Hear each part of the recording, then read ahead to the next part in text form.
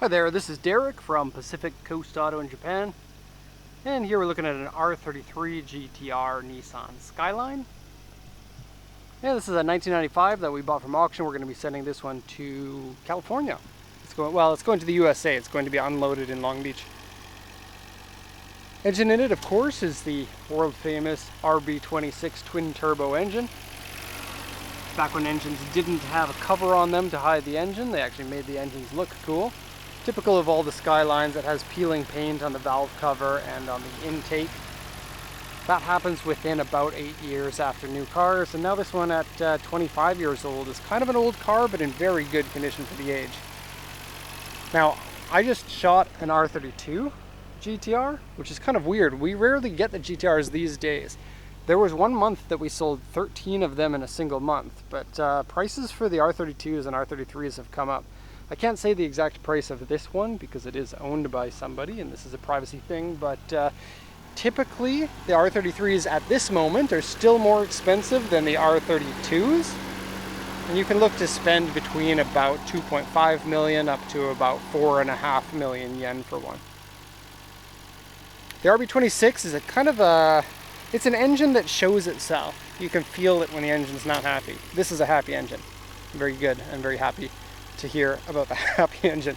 We have aftermarket air filters here. Looks like the HKS ones that get eaten by the engine when they get old. Do replace those. It's not a terrible thing if they get eaten, but you don't want nonsense foam going into your engine.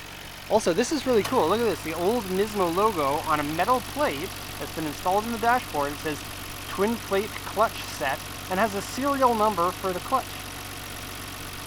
30,000 RS 595. That's cool.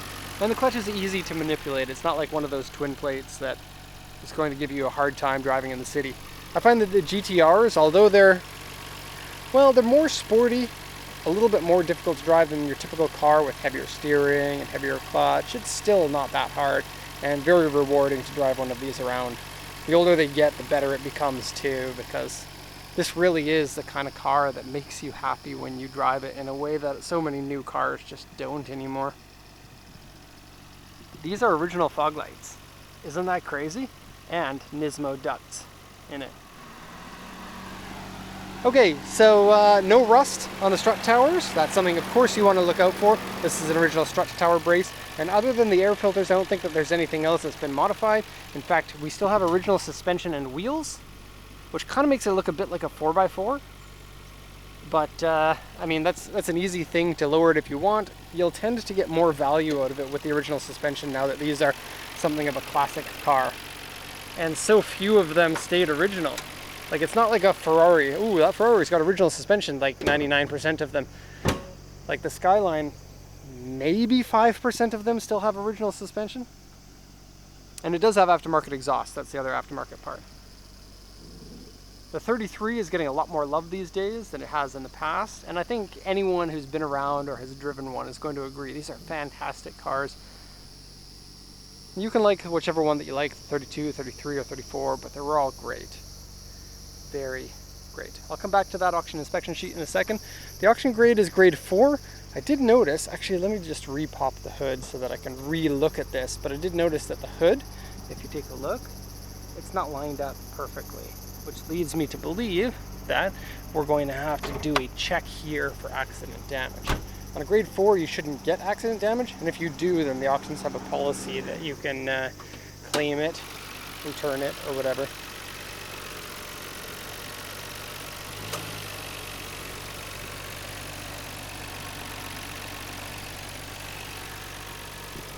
That's come off. Okay, I don't know why, but the R33 gets a C. BC and R33 instead of BNR32, BNR34. You get an extra C in there. Oh, oil and coolant are both fine. And I don't see any signs of like the hood or the fenders having been replaced or something. Very strange. Oh, I'll shut the engine off. Don't need that to run. Let me just show you the exhaust because it's cool. Look at this.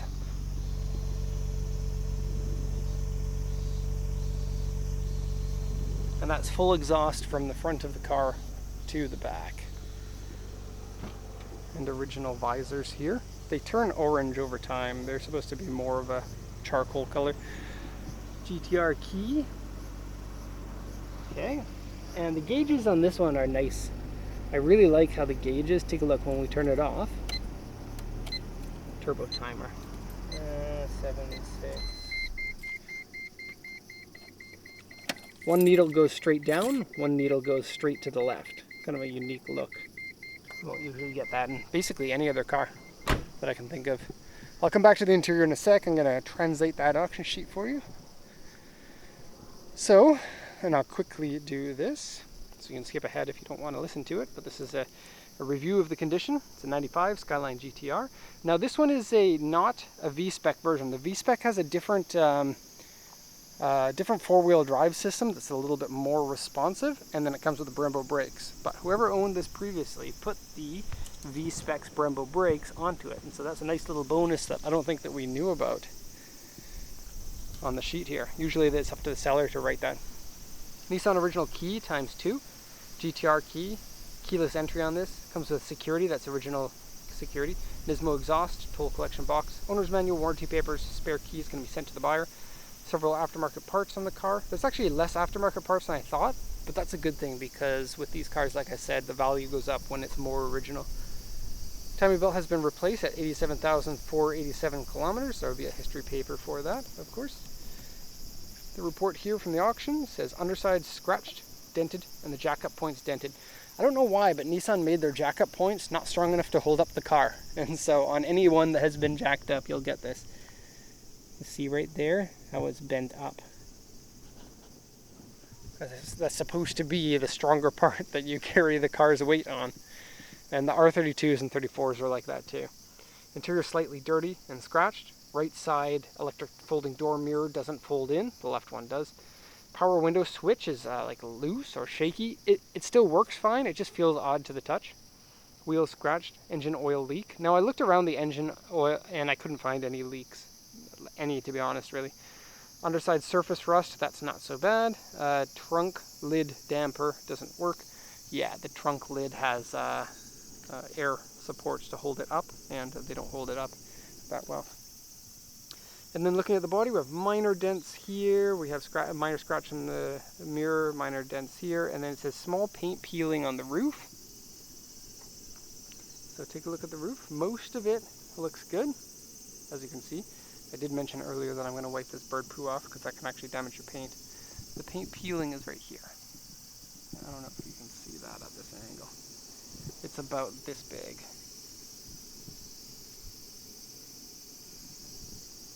Might be that the camera can't define the white that well. But yeah, the body on it, I would consider this body to be at least a 9 out of 10. Oh, and I left those lights on. Let's not have a battery go dead. Yeah, you can turn either the insides on or the outsides on, but you can't turn them all on at the same time. And let me just show you this, and this is why I think that they are a factory item, even though I hadn't seen them before. There's a switch there. Switch like that. And that should be now the outside lights instead of the inside lights. Yes, it is, but one of them's burnt out, which is a little bit weird. Like, they appear to be... they are not. I was going to say they appear to be the same light, but they are actually a little bit different. And I bet you there's some sort of like a nerdy little manual that's like, in this type of visibility, these are the lights you should use. In this type, you should use these. Alright, that's annoying that it makes that beeping sound. Okay, I fixed it. Fixed your car for ya. Okay, and again, I'm going to come back to the interior. I'm a little bit excited about this one, and about that Delica. That's so cool. I love roof racks. We actually have a roof rack to put onto our BB, but I want to paint it first, and then I don't have any time to do anything except for the regular work. So no roof rack on our BB. Okay, so the 33. This was the first Skyline in my life, was the 33. I had no idea about the Skyline until Gran Turismo 1. And this was the R34 hadn't come out then. And the 33, there were like 30 versions of the 33 in the game. and it was so much better than everything else. I think a lot of people's first introduction to this car was either Gran Turismo, or if you're a little bit younger, the Fast and the Furious. And yeah, it's so very much 90s, and 90s Japan was so very much ahead of everything else in the world at that time. Even top cars like M3s and M5s, you were having good competition with the Japanese cars at that time. Okay, so foggy headlights. They had glass ones for the R32. They moved over to plastic for the 33s. I can't visually tell the lip. There are two different lips. One of them is lower than the other. This one appears to be the later model lip that has been put on.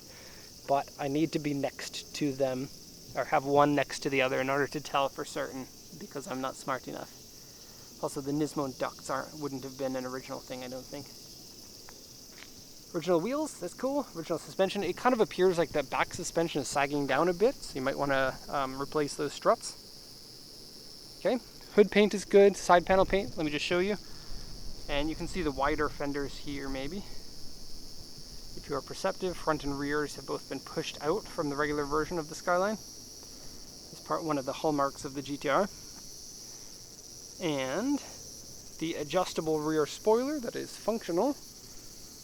Right now it is in fuel economy mode. Actually, come to think of it, that's probably the most effective in terms of your drag versus your downforce. There are two different options to make it steeper if you want, but this is probably, like if you think of the air coming off over the roof, it comes down at an angle, and so a 0 angle of attack or a 5-degree angle of attack is usually going to give you the best trade-off between your drag and your downforce. Coming from Derek, who has never been an aero engineer in my life, but that's my advice. Give you a quick little look at the underside here. You can see that exhaust, and you can see it goes way down in there. You can see the 4-wheel drive system and the rear steering system. Okay, and you can see the surface rust that I'm talking about. If you know Skylines, you'll be able to recognize this as much less than your average one. And there are no areas that are crusty and need to be cut to remove. It all should be a really easy little fix there. Rear wiper has been removed. Someone who moved into the neighborhood has an Evoque. You see those very commonly here in Japan. Okay, to the interior. Now the R33 is the early models, not the mid or the late models, but the early model ones have issues with the plastics deteriorating. This is similar to so many 90s Japanese cars. And the late models don't have this problem. So you can see that's deteriorating. Now the loose one is this one here. The plastic actually wears down on the inside. So not really something you can fix that easily, I guess. The seats in Skylines are awesome. And if I weren't so sad about stolen seats to put in other cars, I would recommend everybody gets Skyline seats for their car. At least if you're my body shape. It hugs a slender person fairly well. But it's not overbearing like a lot of aftermarket seats are, and it's easy to get in and out of. They sometimes rip over here or get saggy here. These are some of the better ones that I've seen. Also here, you can see it's kind of a bit shiny here. It gets like that over time. It's originally supposed to be more of a matte finish. This one's not as bad as your average one, and there's no pilling in the seat, so very good. Passenger seat has about the same amount of wear on it. There's no bad smell for the interior of this car. Steering wheel is the original one, and I think a lot of people changed the original steering wheel because the airbag in this, and this is the first GTR with an airbag, has kind of like an old school style airbag that requires more room, and so you get a bigger centerpiece. But the steering wheel is a very good size around, and it feels great when you're driving it. I'm one of those people who likes a heavier steering car. These floor mats, they're kind of original, kind of not original, but I really like that double stripe in them. They come from a dealer, and they were like a dealer option thing. So these are much rarer than your typical GTR floor mats, and they are made by Nissan and have been shipped out to different dealers to put their badge on like that. It is cool. Okay. Came with a CD of music, so you can listen to what the previous owner listened to.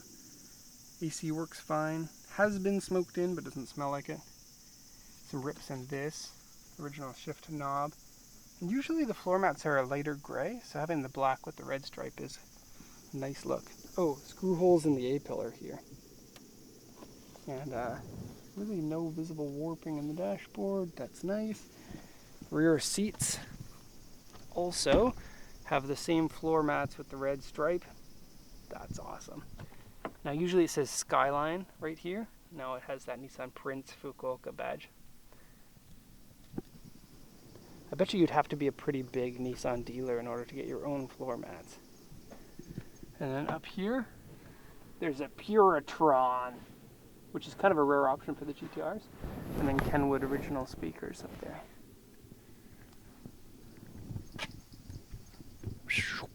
I just noticed that this seat here it has like a saggy part. That's really weird. It's kind of like a mount for a roll bar was next to that seat. Doesn't look like this car would have ever had a roll bar, so that's weird. Anyways, it's a history to look into. So that's basically the walk around here. I hope you enjoyed it. We don't get too many of these R33s on the channel, and I think a lot of people are interested in these cars. I think the 32, 33, 34, the prices have come up so much recently that it's turning people off from buying them, but I think these are going to be $100,000 cars pretty soon, and are definitely not going to go down from where they are at the moment. So if you look at it in that respect, I think that they're still good value for money. Anyways, that's going to be the end of the video. Hope you enjoyed it. If you have any questions, let me know. But otherwise, thank you for watching, and have a good day.